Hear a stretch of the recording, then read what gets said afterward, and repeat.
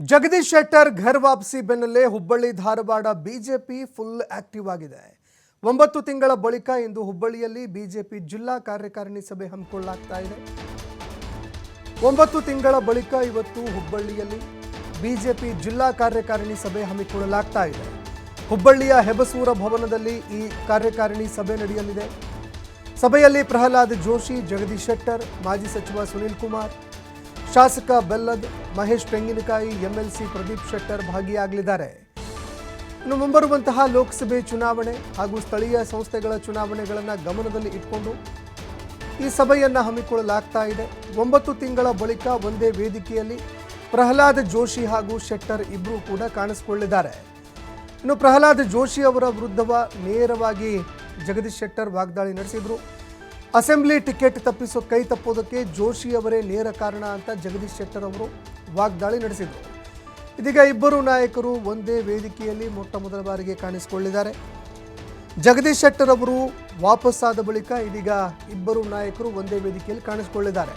ಇನ್ನು ಅದೇ ರೀತಿಯಾಗಿ ಲೋಕಸಭೆ ಚುನಾವಣೆ, ಅದೇ ರೀತಿಯಾಗಿ ಸ್ಥಳೀಯ ಸಂಸ್ಥೆಗಳ ಚುನಾವಣೆಗೆ ಸಂಬಂಧಪಟ್ಟಂತೆ ಈ ಒಂದು ಜಿಲ್ಲಾ ಕಾರ್ಯಕಾರಿಣಿ ಸಭೆಯಲ್ಲಿ ಚರ್ಚೆಯಾಗತ್ತೆ. ಅದೇ ರೀತಿಯಾಗಿ ಲೋಕಸಭೆ ಚುನಾವಣೆಗೆ ಸಂಬಂಧಪಟ್ಟಂತೆ ಏನೆಲ್ಲ ಮಾರ್ಗಗಳನ್ನು ಅನುಸರಿಸಬೇಕು, ಮತಗಳನ್ನು ಯಾವ ರೀತಿಯಾಗಿ ಸೆಳೆಯಬೇಕು, ಅದೇ ರೀತಿಯಾಗಿ ಅಭ್ಯರ್ಥಿಗಳ ವಿಷಯಕ್ಕೆ ಸಂಬಂಧಪಟ್ಟಂತೆ ಕೂಡ ಚರ್ಚೆಯಾಗಲಿದೆ.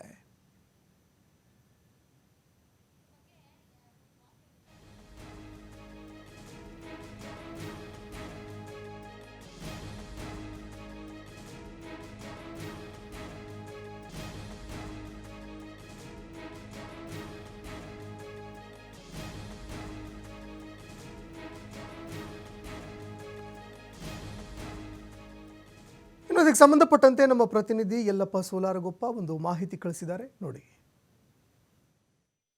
ಈಗಾಗಲೇ ಅಂತಾರೆ ಗರ್ ವಾಪಸಿ ಆಗಿದ್ದಾರೆ. ಗರ್ ವಾಪಸಿ ಆದ ಬೆನ್ನಲ್ಲೇ ಧಾರವಾಡ ಜಿಲ್ಲೆಯ ಬಿಜೆಪಿಯ ಚಟುವಟಿಕೆಗಳು ಗರಿಗೆದರಿವೆ. ಮೊಟ್ಟ ಮೊದಲ ಬಾರಿಗೆ ಅಂದರೆ ಕಳೆದ 9 ತಿಂಗಳ ಅವಧಿಯಲ್ಲಿ ಯಾವುದೇ ರೀತಿಯಾದಂತಹ ಒಂದು ಕಾರ್ಯಕಾರಿಣಿ ಸಭೆಯನ್ನು ಇಲ್ಲಿ ಅಂತಾರೆ ಬಿಜೆಪಿ ಮಾಡಿರಲ್ಲ. ಆದರೆ ಮೊಟ್ಟ ಮೊದಲ ಬಾರಿಗೆ ಈಗ ಅಂತಂದರೆ ಒಂದು ಕಾರ್ಯಕಾರಿಣಿ ಸಭೆ ಮಾಡಲು ಮುಂದಾಗ್ತದೆ. ಯಾಕೆಂದರೆ ಇಲ್ಲಿವರೆಗೂ ಯಾವಾಗ ಜಗದೀಶ್ ಶೆಟ್ಟರ್ ಇಲ್ಲಿ ಅಂದರೆ ಪಕ್ಷವನ್ನು ತೊರೆದ್ರು, ಆ ಪಕ್ಷ ತೊರೆದಾಗಿನಿಂದ ಬಿಜೆಪಿ ಇಲ್ಲಿ ಅಂತಂದರೆ ಮುದುಡಿ ಹೋಗಿತ್ತು. ಕಮಲ ಧಾರವಾಡ ಜಿಲ್ಲೆಯಲ್ಲಿ ಮುದುಡಿ ಹೋಗಿತ್ತು.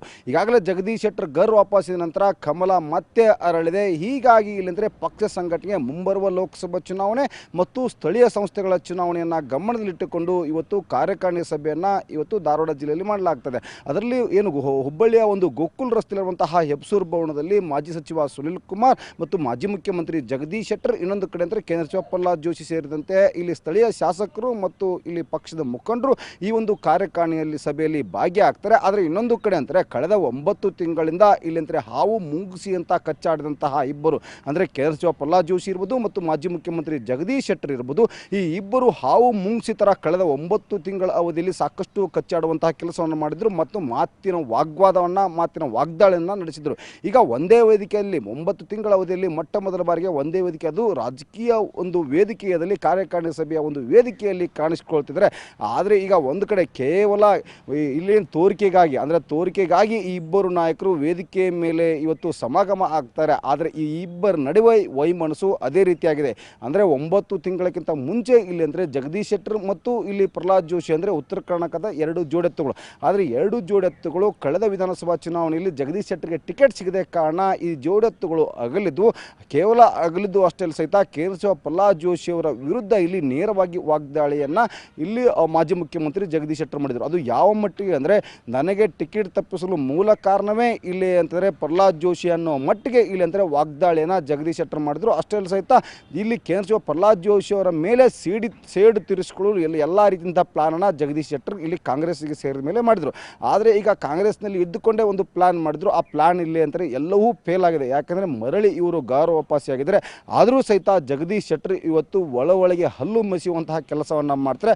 ಅದಕ್ಕೆ ಮೂಲ ಕಾರಣ ಏನಂದರೆ ಹೇಗಾದರೂ ಮಾಡಿ ಪ್ರಹ್ಲಾದ್ ಜೋಶಿ ಅವರ ಮೇಲಿನ ಸೇಡನ್ನು ಈಗ ಜಗದೀಶ್ ಶೆಟ್ಟರ್ ಮಟ್ಟ ತೀರಿಸಿಕೊಳ್ಬೇಕಾಗಿದೆ. ಹೀಗಾಗಿ ಅದಕ್ಕೆ ಅಸ್ತ್ರವನ್ನು ಮುಂಬರುವ ಲೋಕಸಭಾ ಚುನಾವಣೆಯಲ್ಲಿ ಯಾಕಂದರೆ ಲಿಂಗಾಯತ ಅಸ್ತ್ರವನ್ನು ಇಟ್ಟುಕೊಂಡು ಇಲ್ಲಿ ಪ್ರಹ್ಲಾದ್ ಜೋಶಿ ಅವರಿಗೆ ಟಿಕೆಟ್ ತಪ್ಪಿಸಿ ಇಲ್ಲಿ ತಮಗೆ ಅಥವಾ ಇಲ್ಲಿಂದ ತಮ್ಮ ಶಿಷ್ಯ ಬಳಗದಲ್ಲಿ ಗುರುಸ್ಕೊಂಡಿರುವಂಥವ್ರಿಗೆ ಟಿಕೆಟ್ ಕೊಡಿಸುವಂಥ ಕೆಲಸವನ್ನು ಇವತ್ತು ಜಗದೀಶ್ ಶೆಟ್ಟರ್ ಮಾಡ್ತಾರೆ ಅನ್ನೋದು ಊಹಾಪೋಹಗಳು ಆದರೆ ಎದ್ದಿವೆ.